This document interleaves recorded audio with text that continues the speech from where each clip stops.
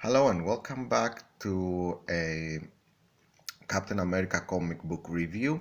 We continue on with issue 324.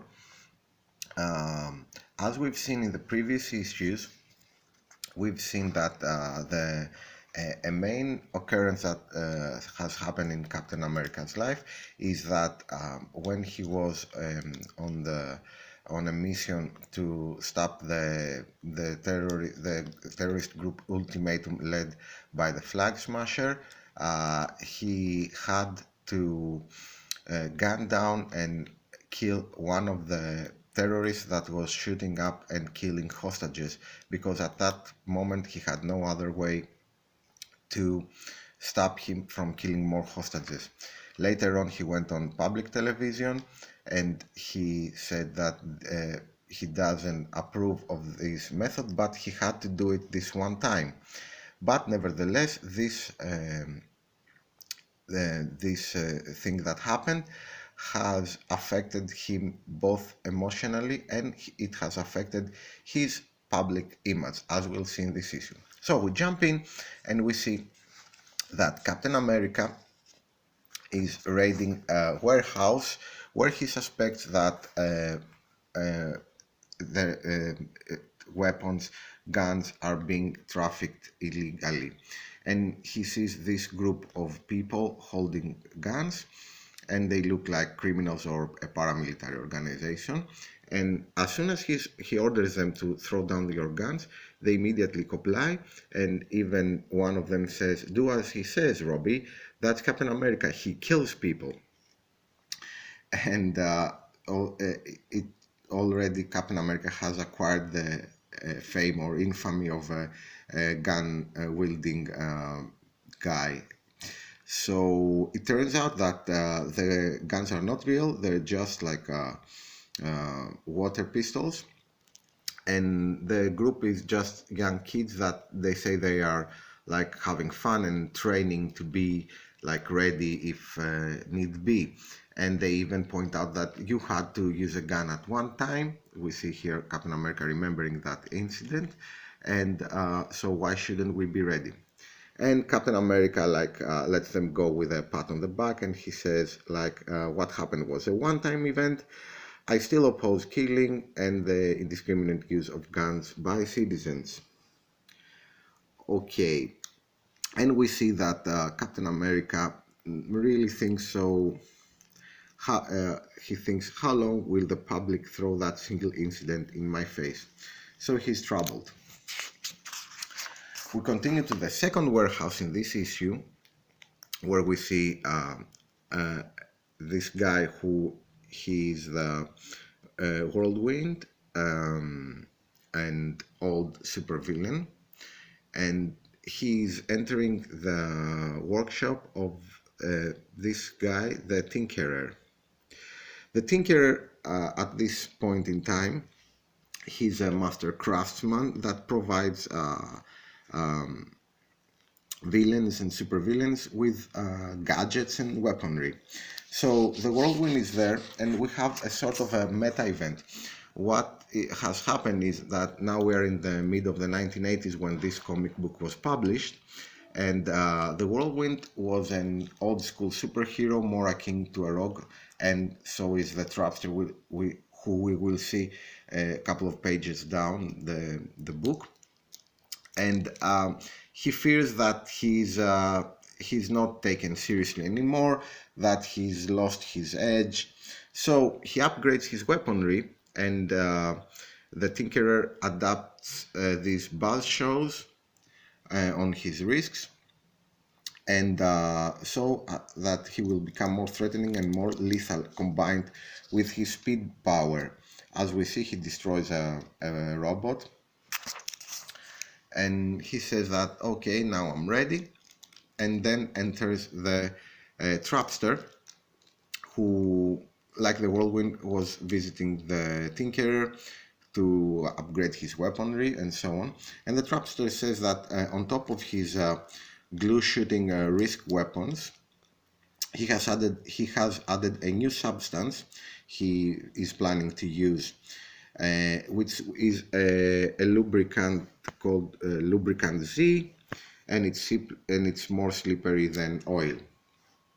So the two guys meet up and they decide to, because they're facing pretty much the same problem, they feel outdated and that they are not taken seriously. They decide to go at it one more time as a team. Third warehouse we see is this guy, Jack Monroe, who is the Nomad, a partner of Captain America that at this moment he's working on his own, and he's trying to find out about drug trafficking in Miami. He gets shot up and he survives because he has like a Kevlar vest and whatever, and he's trying to muscle information from these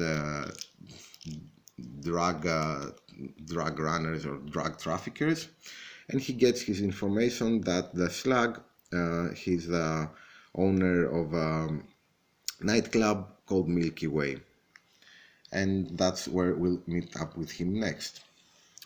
We see Captain America on the road, troubled by the incident that happened. He explains how he feels. He says that at this point, as we know, he's using a hotline because it's the mid of the 80s, where people in need of Captain America's help call, and they filter out the calls, and they send him and his team of young people, they send him, they filter the calls, and they give him notifications about possible incidents that he should help out with. So we see the Tinker and the Whirlwind going about their business, and we also see that Jack Monroe, the Nomad, he's trying to infiltrate this nightclub called the Milky Way by posing as a waiter and asking for a job.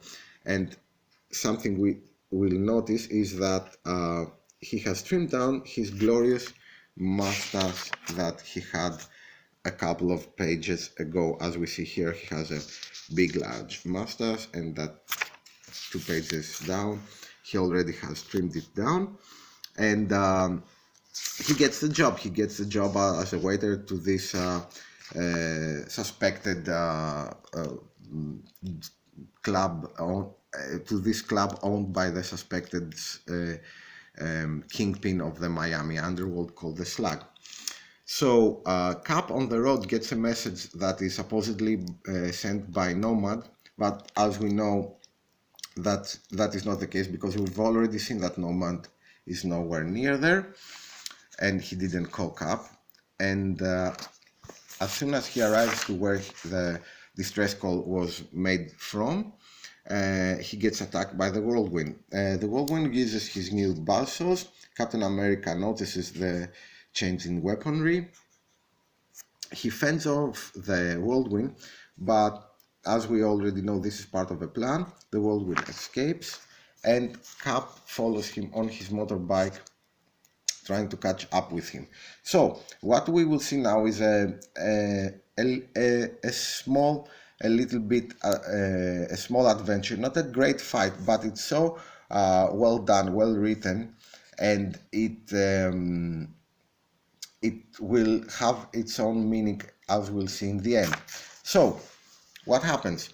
The two guys, the two crooks, have set up the lubricant on the road to be thrown on the road, and Captain America slips on the substance, and he gets thrown down from his motorbike. He slides along, and then as soon as the lubricant, the patch with the lubricant is over, he immediately falls on a patch of glue.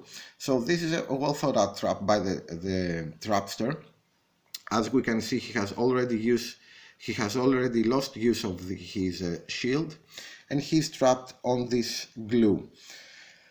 And the Whirlwind is ready to attack him, but because the Whirlwind doesn't want to get stuck on the glue himself, the Trapster has a glue solvent substance that he uses to make a path towards Captain America, who is immobile at the moment, and he's ready to get chopped down by the Whirlwind. So what does Cap do? He thinks fast, he takes off his belt, and he uses it to thwart the Whirlwind's attack, as we see, and on top of him being stuck on the glue, the Whirlwind gets stuck too.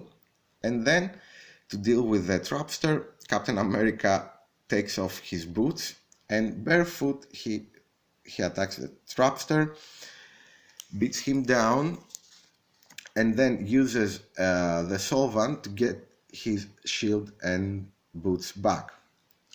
So this is a little a 2-3 page fight scene, a little adventure of Cap, and he says he's very proud that he's winning his own battles and without having to use excessive violence, guns and such. And it's a very nice thought out fight scene, in my opinion. The comic book ends with Jack being with Jack Monroe, the Nomad, working as a waiter in the nightclub we saw, and getting invited to work extra on the main man's yacht, which is a party yacht, as we see. And the last page of the comic is the reveal of the Slug himself, the huge leader of the Miami underworld. So this wraps up this comic book number 324 of the Captain America Volume 1 series by Marvel Comics. And it's not a great book, it's a more of an in-between book setting up things, as we'll see on the next comic book. Thank you very much for watching. Have a nice time. Bye bye.